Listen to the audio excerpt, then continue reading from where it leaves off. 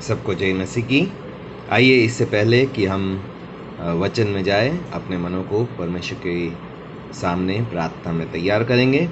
ये हमारे स्वर्गीय पिता प्रभु, धन्यवाद करते हैं इस सुंदर समय के लिए, धन्यवाद करते हैं आपकी उपस्थिति के लिए, हर एक भलाई के लिए धन्यवाद करते हुए अपने जीवनों को आपके हाथ में सौंपते हुए इस समय को, जब हम आपके वचन को पढ़ने समझने जा रहे हैं परमेश्वर, इस समय को आपके हाथ में सौंपते हुए प्रभु हम आपके सामने आते हैं और प्रभु आपकी सहायता मांगते हैं। आपकी पवित्र आत्मा आए प्रभु और हमें आपके वचन को पूरी तरीके से समझने में प्रभु और अपने जीवन में उतारने में सहायता करे परमेश्वर।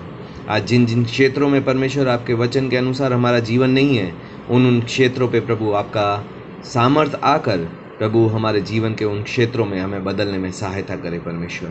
धन्यवाद के साथ, विश्वास के साथ अपने जीवनों को और प्रभु हर एक उस व्यक्ति को जिसने आपके वचन को सुनने के लिए, वचन को पढ़ने के लिए, वचन पे चलने के लिए मन को लगाया है, उसके जीवनों के लिए आशीष मांगते हुए ये विश्वास से ये सारी प्रार्थना यीशु मसीह के नाम से मांगते हैं, आमीन आमीन।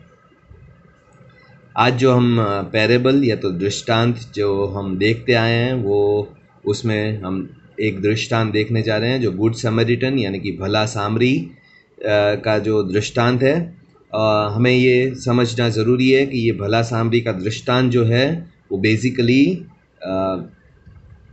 एक सवाल का जवाब जो था, उसके जवाब में ये भला सामरी का दृष्टांत यीशु के द्वारा कहा गया था और वो सवाल था, मेरा पड़ोसी कौन है।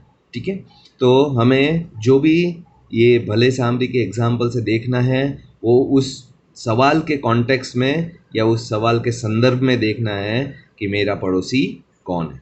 ठीक है, और लास्ट में यीशु ने एक आज्ञा दी थी कि तुम भी जाकर उसी तरीके से अपने पड़ोसी के प्रति दया दिखाओ। तो ये दो बातें हमें इस एग्जाम्पल में से या इस दृष्टांत में से सीखनी है। एक, मेरा पड़ोसी कौन है, और मुझे अपने पड़ोसियों पे दया करनी। ठीक है, तो आज जो हम सबसे पहले सीखने जा रहे हैं, थोड़ा बैकग्राउंड या तो समरी में देख लेंगे कि ये पैरेबल या तो ये दृष्टांत की शुरुआत कहाँ से हुई। What triggered this parable? किसने इस दृष्टांत की, कौन सी बात थी जिसने इस दृष्टांत की शुरुआत की। तो हम लूका चैप्टर 10 में ये पढ़ेंगे। लूका चैप्टर 10 के 25 से लेकर 37 तक यीशु ने दृष्टांत कहा है, लेकिन जो बैकग्राउंड है वो हम 25 से लेकर 29 तक पढ़ेंगे। Luke chapter 10 verse 25 to verse 29। लूका 10 का 25 से 29। यहाँ पे लिखा है, देखो एक व्यवस्थापक उठा और यह कहकर यीशु की परीक्षा की, हे गुरु, अनंत जीवन का उत्तराधिकारी होने के लिए मैं क्या करूं? उसने उससे कहा, व्यवस्था में क्या लिखा है, तू कैसे पढ़ता है? उसने उत्तर दिया, तू प्रभु पर अपने परमेश्वर से अपने संपूर्ण हृदय, संपूर्ण प्राण, संपूर्ण शक्ति तथा संपूर्ण बुद्धि से प्रेम कर तथा अपने पड़ोसी से अपने समान प्रेम कर।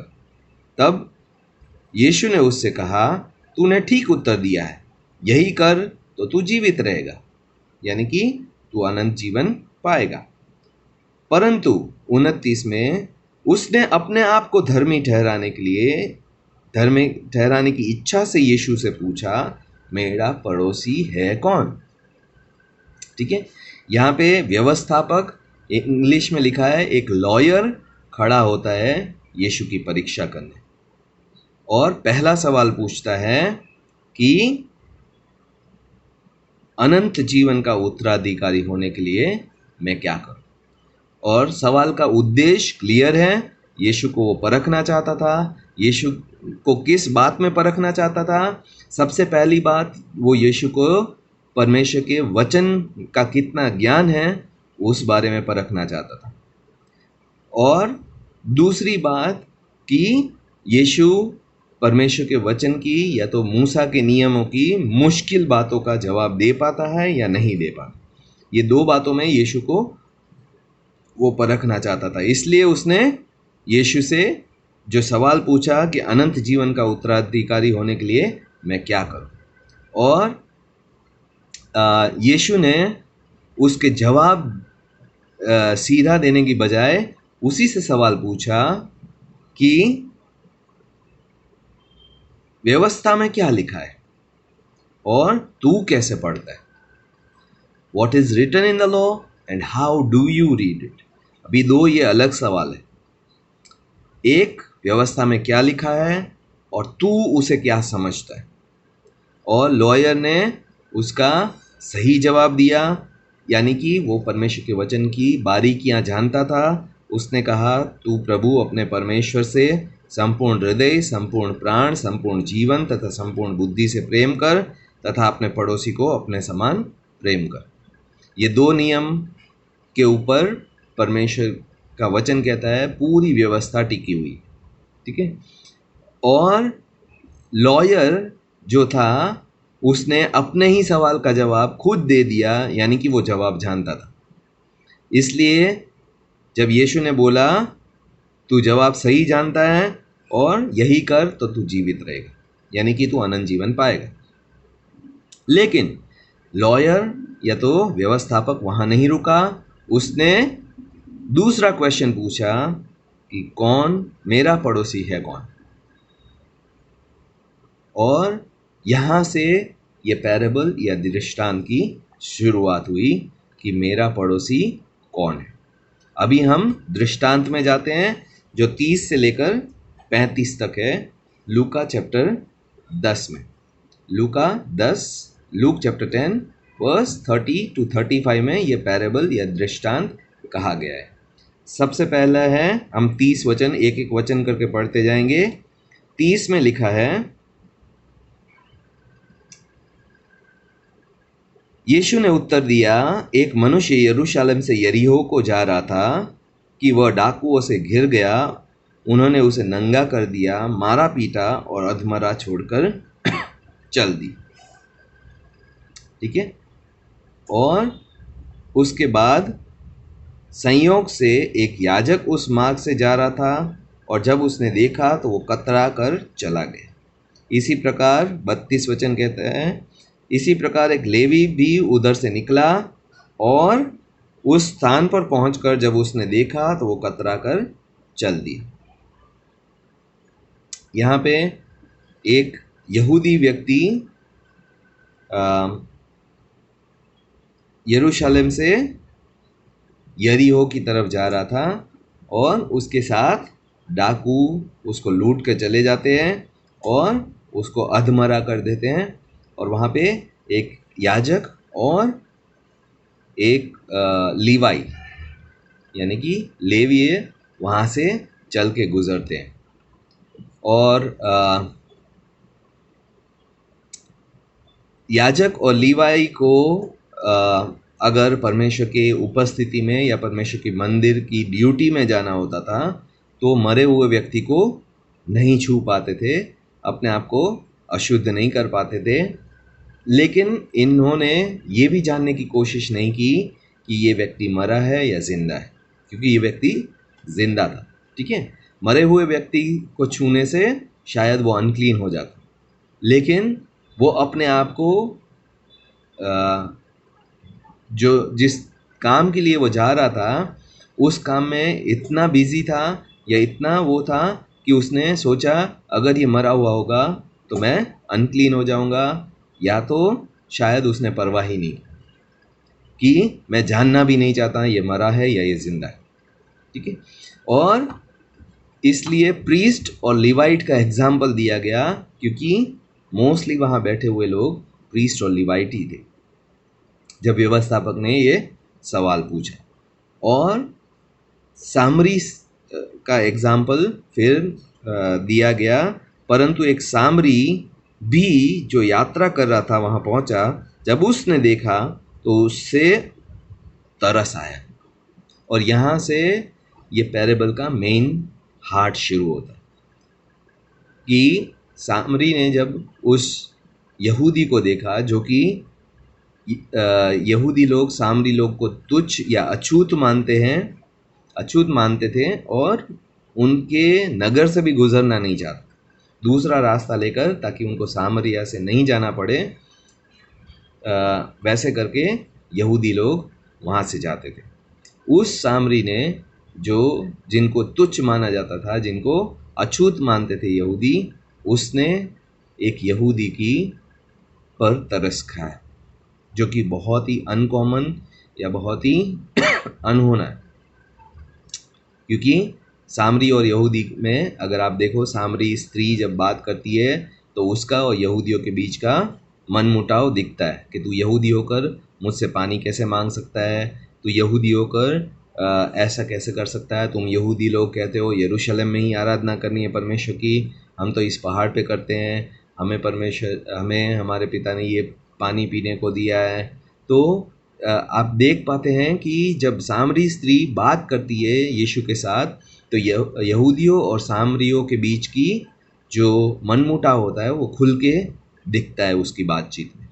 तो यहाँ पे वो सामरी ने इस यहूदी व्यक्ति पर तरस खाया, और ना सिर्फ तरस खाया, उसने तरस खाकर कार्य भी किया।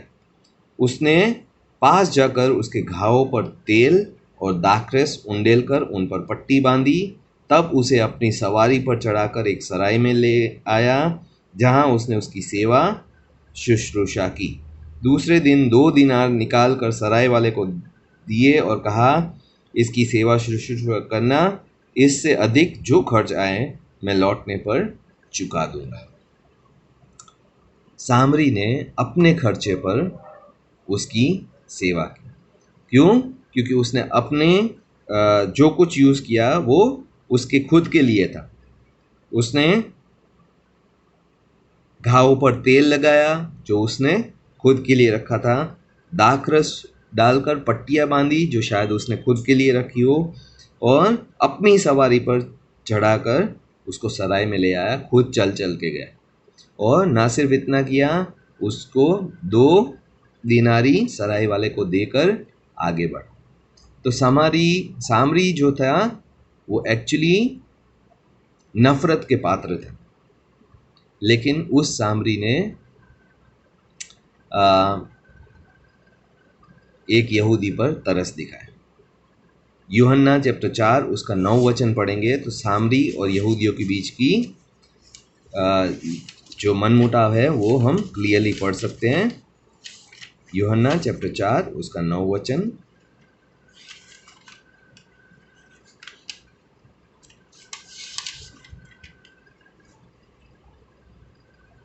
इसलिए उस सामरी स्त्री ने उससे कहा, यह कैसी बात है कि तू यहूदी होते हुए भी मुझसे पानी मांगता है? मैं तो सामरी स्त्री हूँ। यहूदी तो सामरियों के साथ किसी भी प्रकार का व्यवहार नहीं रखते थे, जैसे मैंने पहले कहा अछूत मानते थे। लेकिन उसी सामरी ने उस यहूदी को अपनी खुद के खर्चे पर उसकी दवा पट्टी जो भी करना था वो किया, उसको अपनी गधे पर या तो जो भी वो लेकर चल रहा था उस पर डालकर सराय में ले गया। सराय का भी जो किराया होगा वो उसने दोनों के लिए दिया होगा, और जब जा रहा था तब सराय के मालिक को पैसे दे के गया कि इसकी सेवा शुश्रूषा करना। और सामरी को क्या मिलने वाला था? अगर हम स्वार्थी सवाल पूछते, सामरी का क्या फ़ायदा होने वाला था? इसमें सामरी का कोई फ़ायदा नहीं था। इनफैक्ट यहूदी जब ठीक हो जाएगा तो वो उसको, उसी सामरी को शायद अछूत कहे, शायद बोले तूने मुझे छूने की हिम्मत कैसे की, शायद उससे लड़ाई भी करे। लेकिन उस सब की परवाह ना करते हुए उसने उसको तरस दिखाया। और यही यीशु का जवाब था कि यीशु ने फिर उसको सवाल पूछा कि कौन सा उस यहूदी का पड़ोसी? क्या वो यहूदी याजक, क्या वो लिवाइट, या वो भला सामरी? और लॉयर ने, यानी कि वकील या तो व्यवस्थापक ने जवाब दिया, वही जिसने उस पर दया दिखाई। और यीशु ने उसको कहा, तुम भी जाकर दया दिखाओ, और जिस पर तुम दया दिखाओगे वही तुम्हारा पड़ोसी। अभी हमें क्या सीखने को मिलता है इस पैराबल से? पड़ोसी वो है जो दया दिखाता है। हम जिनके अड़ोस पड़ोस में रहते हैं उन पर हमें दया दिखानी है, ये परमेश्वर की आज्ञा है। हमें उनसे प्यार करना है, वो परमेश्वर की आज्ञा है। मर्सी या तो दया परमेश्वर ने हमें आज्ञा दी। क्यों? आज हम पढ़ेंगे यशाया 58, यशाया 58 का 6 और 7 वर्स पढ़ेंगे। जिस उपवास से मैं प्रसन्न होता हूँ, क्या यह नहीं है कि दुष्टता की बेड़ियां तोड़ी जाए और जुए के बंधन काटे जाए, सताए हुए स्वतंत्र किए जाए और प्रत्येक जुआ तोड़ डाला जाए? क्या वह यह नहीं है कि तुम अपनी रोटी भूखों में बांटो और बेघरों कंगालों को घर में लाओ और किसी को नंगा देखकर उसे वस्त्र पहनाओ और अपने आप को अपने जाति भाइयों से ना छिपाओ? तो दया दिखाना वो परमेश्वर की आज्ञा थी कि परमेश्वर कहता था किस तरीके का उपवास से मैं खुश होता हूँ। उस तरीके का उपवास जिसमें तुम अपनी रोटी भूखों में बांटो, तुम बेघर और कंगालों को घरों में ले आओ, किसी को नंगा देखो तो उसको वस्त्र पहनाओ, जो इस सामरी ने किया। इसलिए दया दिखाना परमेश्वर चाहता है हम सभी को, जो यीशु मसीह पे विश्वास करते हैं, अपने नेबर को अगर हम समस्या में देखते हैं, दया नहीं दिखाते, तो हम भी वो याजक या वो लीवाइट के समान हैं जिसने अपने पड़ोसी को ज़रूरत में स्थान में देखा और कतरा कर चल दी। और यीशु ने अपने चेलों को दया दिखाने के लिए कहा। अगर हम लूका चैप्टर 6 उसका 36 पढ़ेंगे तो वहाँ हमें पता चलेगा कि यीशु ने अपने चेलों को, जैसा तुम्हारा पिता दयालु है वैसा ही तुम भी दयालु बनो। लूका 6 का 36 में लिखा है, जैसे हमारा स्वर्गीय पिता दयालु है वैसे ही हमें भी दयालु बनो। और ये पूरे पैराबल का निचोड़ था कि हमें अपने पड़ोसियों पे दया दिखानी। मसीह कौन है? मसीह वो है जो अपने पड़ोसी से प्रेम करता है, बिना बदले का या बिना रिटर्न की आशा किए हुए। सामरी को क्या रिटर्न मिलने वाला था? इनफैक्ट शायद जैसे मैंने कहा, उसको गालियाँ मिलने वाली थी, उसको दोष मिलने वाले थे। उसको जब वो यहूदी ठीक हो जाता तो वो कभी उस सामरी को स्वीकार नहीं करता, इनफैक्ट उस पर दोष लगाता, उसको भला बुरा कहता, क्योंकि सामरियों को वो अछूत मानते थे। लेकिन फिर भी सामरी ने आगे बढ़कर उसका दया दिखाई। आज मसीह लोग हमेशा पूछते हैं मेरे नेबर ने मेरे लिए क्या किया, मैं उसके लिए क्यों ये करूं। लेकिन सवाल ये नहीं है उन्होंने हमारे लिए क्या किया या हम दया दिखाएंगे तो वो हमारे लिए क्या करेंगे। सवाल ये है कि परमेश्वर की आज्ञा है, क्या हम अपने पड़ोसी के प्रति दया दिखाएंगे या नहीं दिखाएंगे। मसीह वो है जो अपने पड़ोसी से प्यार करता है। और यीशु ने मत्ती के 22 चैप्टर में हम पढ़ेंगे, मत्ती चैप्टर 22 उसका 39 में, मत्ती 22 का 39, यीशु ने एक आज्ञा दी। मत्ती 22 का 39 में लिखा है, यही बड़ी और प्रमुख आज्ञा है और इसके समान दूसरी यह है कि तू अपने पड़ोसी से अपने समान प्रेम कर। हमें अपने पड़ोसी को जैसे हम अपने आप को प्रेम करते हैं उसी स्तर से, उसी इंटेंसिटी से, उसी प्रेम से प्रेम करना है। और ना सिर्फ यीशु ने ये आज्ञा दी, यूहन्ना जो कि यीशु का सबसे फेवरेट चेला था, उसने ये बात समझकर पहला यूहन्ना चैप्टर 3 के 18 में यही बात कही। चैप्टर 3 का 18, पहला यूहन्ना चैप्टर 3 का 18, जहाँ लिखा है, बच्चों हम कथन अथवा जीभ से ही नहीं वरन कार्य और सत्य के द्वारा भी प्रेम करें। हमें सिर्फ बोलने के द्वारा आई लव यू नहीं बोलना है, या मैं अपने पड़ोसी से प्यार करना हूँ नहीं बोलना है। हमें कार्यों के द्वारा, सच्चाई के द्वारा साबित करें, सबूत के साथ हमारा प्रेम दिखना चाहिए। आज हमारा प्रेम हमारे पड़ोसी के द्वारा, हमारी दया हमारे पड़ोसी के द्वारा कहाँ दिखती है, ये सवाल ये हमें पैरेबल पूछता है। और ये पैरेबल का उद्देश्य था, मेरा पड़ोसी कौन है और मुझे उस पर कैसे दया दिखानी है, या तो कैसे उससे प्यार करनी। यीशु सिर्फ पड़ोसी की डेफिनेशन के लिए ये पैरेबल नहीं बोल रहा था, लेकिन वो आज्ञा देने के लिए कि जाओ, जाके उस पर तरस दिखाओ, उस पर दया दिखाओ, उसको प्रेम दिखाओ।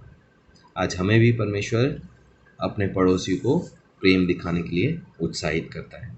क्या आज हम परमेश्वर के साहस, सामर्थ और वचन के अनुसार अपने पड़ोसी को प्रेम दिखाते हैं, परमेश्वर की इच्छा के अनुसार? अगर नहीं दिखा पा रहे हैं, अगर हम कमज़ोर हैं, तो परमेश्वर से सहायता मांगे। परमेश्वर, मेरे मन को, मेरे जीवन को, मेरे विचारों को अपने पड़ोसी के प्रति बदल और मुझे उससे प्रेम करने में सहायता करो। एक प्रचारक ने बहुत अच्छा कहा कि यीशु ने कहा लव योर एनिमी, और यीशु ने ये भी कहा लव योर नेबर, क्योंकि most of the time our neighbour is our first enemy. लेकिन परमेश्वर के वचन से ये नहीं है, लेकिन मोस्टली हमारी सबसे ज़्यादा मनमुटाव अपने पड़ोसियों के साथ ही रहते हैं, और हम सबसे ज़्यादा संघर्ष शायद अपने पड़ोसी से ही प्रेम करने में करते हैं। आइए हम प्रार्थना करें, परमेश्वर हमारी सहायता करें, ताकि हम परमेश्वर की आज्ञा जो अपने पड़ोसी को प्रेम करने की है और दया दिखाने की है, वो पूरी करने वाले बन सकें, सिर्फ शब्दों से नहीं, कार्यों और सच्चाई से। परमेश्वर हमारी सहायता करें। आइए प्रार्थना करते हैं। हे हमारे स्वर्गीय पिता प्रभु, धन्यवाद करते हैं, विश्वास करते हैं प्रभु, आज आपके पास आते हैं, सहायता मांगते हैं परमेश्वर प्रभु कि आप हमारी सहायता करें। परमेश्वर, आज आपने दिखाया प्रभु भले सामरी के द्वारा कि जिस पर भी हम तरस खाते हैं, जिस पर भी हम दया दिखाते हैं, वही हमारा पड़ोसी है। परमेश्वर, आज प्रभु हमें सहायता कीजिए परमेश्वर प्रभु कि आपकी दया और तरस से भरे हुए लोग बनने वाले बन सके यीशु मसीह के नाम से। आज हम में से हर एक की सहायता करें परमेश्वर यीशु मसीह के नाम से, ताकि हम प्रभु अपने पड़ोसियों को अपने समान प्रेम करने वाले बन सकें। जैसे प्रभु आप दयालु हैं परमेश्वर, वैसे ही प्रभु हम भी आपके चेले, आपके विश्वासी, आपकी संतान आपके समान दयालु होने वाले बन सके यीशु मसीह के नाम से। आज जो भी हमारे पड़ोसियों के साथ हमारे मनमुटाव हैं, हमारे रिश्ते अच्छे नहीं हैं परमेश्वर, आज प्रभु आप ही दया कीजिए परमेश्वर, सहायता कीजिए परमेश्वर कि हम कार्यों में और सच्चाई में अपने पड़ोसियों से प्रेम करने वाले बन सके परमेश्वर। बदले की भावना से नहीं परमेश्वर, वो हमारे लिए क्या करते हैं या वो हमारे लिए क्या करेंगे, इस उद्देश्य से नहीं परमेश्वर, लेकिन आपने हमें क्या कहने के लिए, क्या करने के लिए आप आशा रखते हैं, इस उद्देश्य से परमेश्वर हम अपने पड़ोसियों से प्रेम करने वाले बन सकें। प्रभु आज हमें वो प्रेम भरा मन दीजिए। आज प्रभु हमारे अंदर जो ये पत्थर का मन है परमेश्वर अपने पड़ोसी के प्रति, या बिना भावना, बिना इमोशंस के जो प्रभु हम उनके साथ रह रहे हैं परमेश्वर, या प्रभु खराब रिश्तों के साथ रह रहे हैं परमेश्वर, आज हमारे उस मन को बदलिए। आज वो सख्त मन को हटाकर प्रभु यीशु के नाम से हमें प्रभु यीशु मसीह का सा प्रेम भरा मन दीजिए परमेश्वर, ताकि हम सच में अपने पड़ोसी से सच्चाई से और कार्यों से प्रेम दिखाने वाले बन सके परमेश्वर। धन्यवाद करते हैं, विश्वास करते हैं आप ही की सहायता से प्रभु हम अपने पड़ोसियों को दया और प्रेम दिखा पाएंगे परमेश्वर। धन्यवाद के साथ, विश्वास के साथ कि प्रभु आपके लिए कुछ भी असंभव नहीं है, आप हमारे मनों को बदलेंगे और हमें पड़ोसियों को प्रेम करने वाले, दया करने वाले बनाएंगे परमेश्वर। इस विश्वास के साथ ये सारी प्रार्थना यीशु मसीह के नाम से मांगते हैं, आमीन। God bless you, God B with you. अपने पड़ोसी के प्रति जैसे वचन से आज हमने सीखा, कार्यों के द्वारा और सच्चाई के द्वारा आज ही से हम प्रेम करना शुरू करें, बदले की भावना से नहीं, वो हमारे लिए क्या करेगा ये सोचकर नहीं, यीशु ने हमें क्या करने को बोला है ये सोचकर हम अपने पड़ोसी के प्रति प्रेम दिखाना शुरू करें। God bless you.